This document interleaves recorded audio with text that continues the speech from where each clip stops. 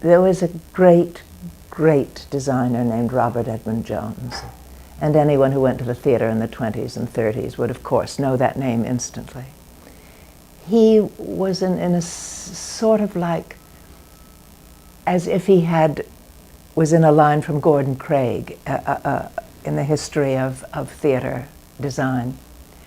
And it's turned out that in my teens, we lived in the same building. He was on the 3rd floor and we were on the 8th floor. Well, and I would go down and see him, and he'd give me B&B. Is that brandy and Benedictine? Well, I never had anything. B&B in a beautiful little glass, and pound cake. I would have eaten an old fish. Well, I didn't care what he gave me. And the first time I went down by myself, my father had said to Bobby that I wanted to be an actress. And I think it puts the fear of God into parents. I mean, I can't describe what I looked like or anything. It didn't look like it might work. And my father said, I think you should talk to Bobby. And one evening, late afternoon, I went downstairs in my best dress.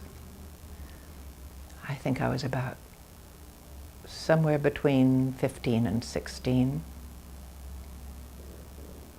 And for however long it was, an hour and a half, I was absolutely mesmerized.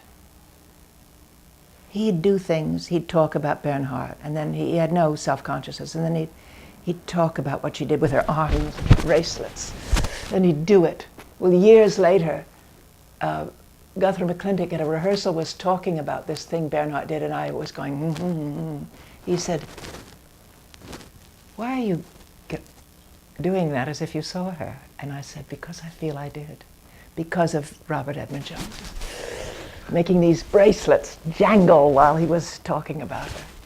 Well, I came back upstairs and I had more confidence about what I wanted to do with my life than I ever did. It was all going to be this. About 10 days later, he sent for me and asked me to come down again. Well, I went down. And he said, "I've told you all those things that thrilled you. Now I'm going to tell you what it's really like." And he demolished everything. He just wiped it all out. It was a wonderful thing to do, and a terrible thing to do.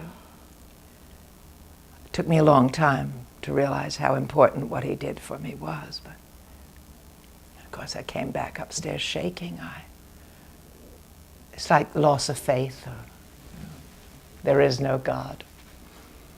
But it made me strong. You can't live in a dream. All the people in my father's life worked. They worked at their craft, the poets and the painters and the writers, the actors. And we who receive what they do, it's all just fait accompli, right? There it is. But there's the other side, the dark side, the agony, in a way, of producing art.